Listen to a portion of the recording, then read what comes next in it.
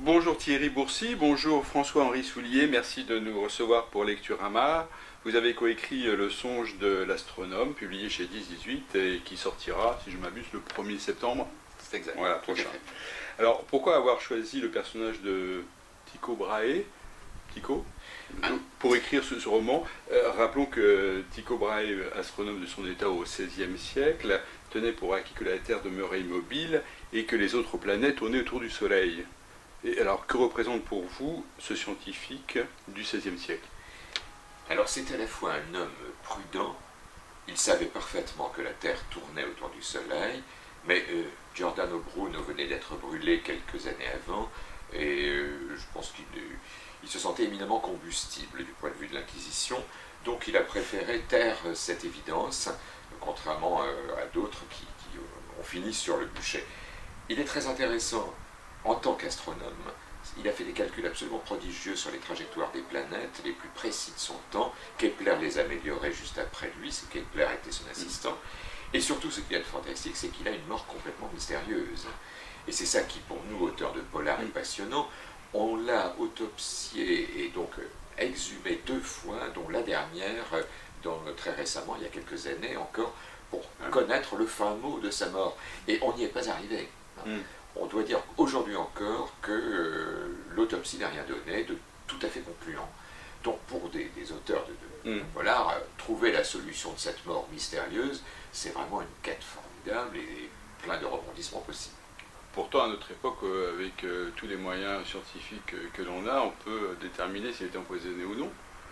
On l'a cru. On l'a cru. Alors le taux de mercure dans ses eaux semblerait ne pas être suffisant pour crédibiliser la thèse de l'empoisonnement par le mercure ou par l'or, parce qu'on a quelques problèmes à cause de son nez. Ce monsieur a perdu le nez à l'âge de 20 ans, on lui a mis un faux nez, il y avait du mercure, il y avait du plomb, il y avait de l'or dans cette prothèse.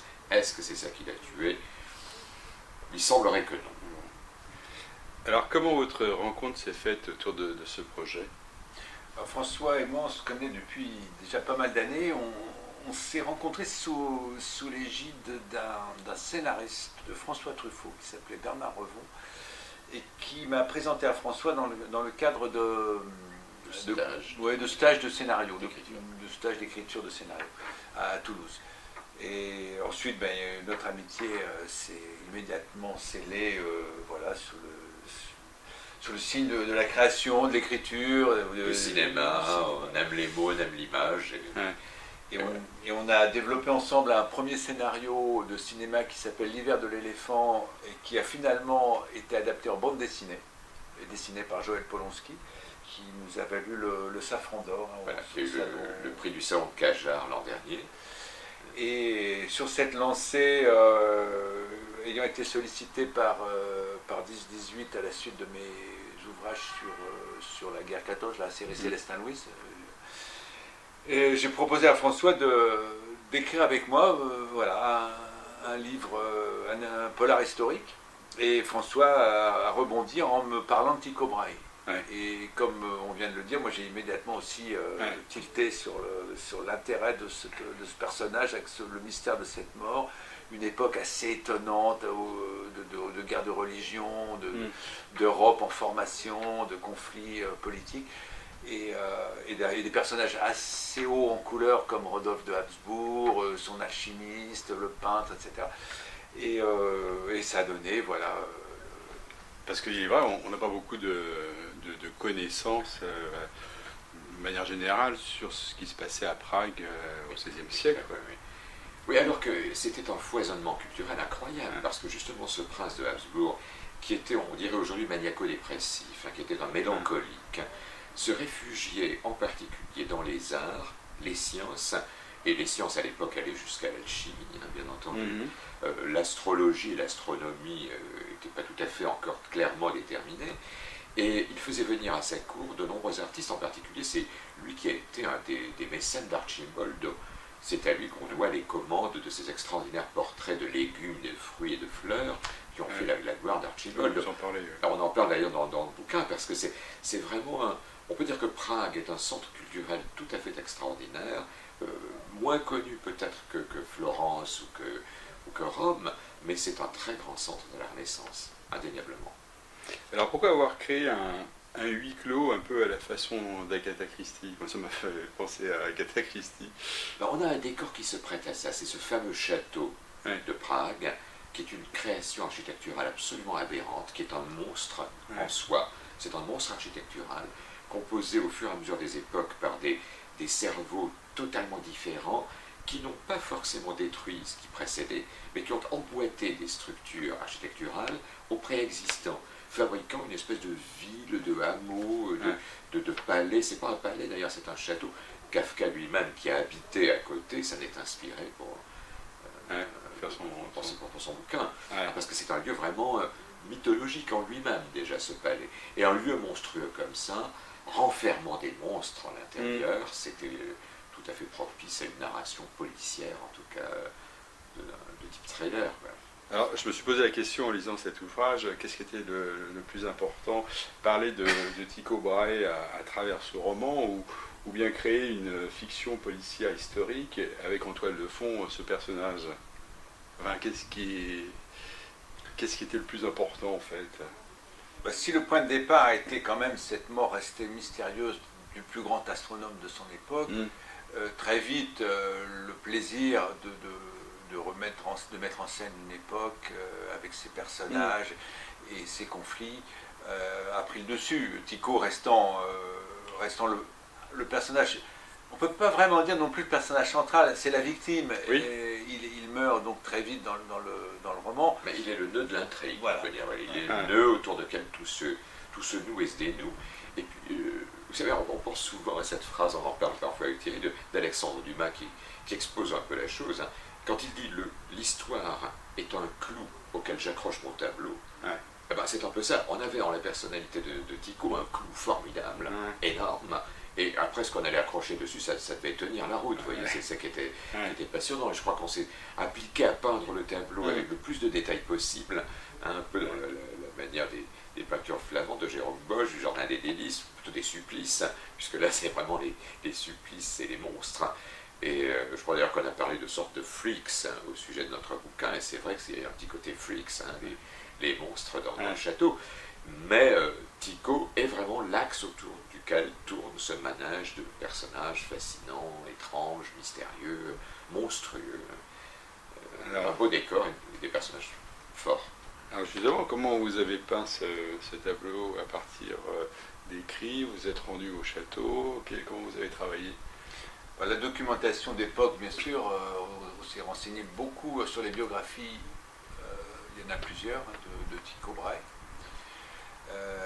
Et puis des livres retraçant le cadre général de l'Europe politique à cette époque, en particulier avec ce personnage extraordinaire qui était Élisabeth Ier, qui est devenue pratiquement la monarque la plus puissante et qui va lancer une espionne dans cette cour.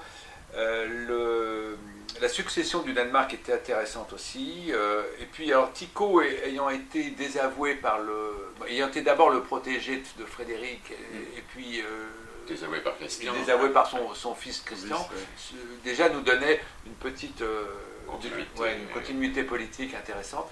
Et puis ensuite, après, il y a tous les détails de la vie quotidienne qu'on trouve dans les livres et les gravures, les tableaux. Les personnages qui interviennent d'une façon artistique, un peu comme Arcimoldo, mais aussi Caravage, dont on parle. La musique de l'époque, moi que j'aime énormément, parce que je passe beaucoup de temps à écouter la musique de cette époque, de la Renaissance, de Monteverdi à Dolan, tout ça m'intéresse beaucoup et c'est une musique qui me plaît beaucoup. Donc tout cet apport artistique était déjà là en germe dans notre travail. Après, il y a les détails de la nourriture, les armes, les transports, les façons de vivre qu'on trouve. C'est vrai que se rendre au château aurait été d'un peu d'intérêt. C'est un peu comme si aujourd'hui on voulait décrire le Louvre de Marie de Médicis. C'est pas du tout le Louvre. Et le château de Razzani actuellement a été tellement remanié en plus par les régimes politiques successifs qui en ont fait leur lieu de gouvernement. Ça a été vraiment très très abîmé. Il reste quelques salles. Ces salles, on les trouve dans des bouquins, on les trouve sur le net, elles ont été photographiées. Après le reste, il faut se fonder vraiment sur les écrits des historiens et des gens qui ont travaillé vraiment sur la matière même du château. Mais ce qu'il y en a aujourd'hui d'apparent n'est plus vraiment le château de Rodolphe II, bien sûr. Un thème qui m'intéressait aussi beaucoup, moi, c'était l'alchimie, que je connais bien.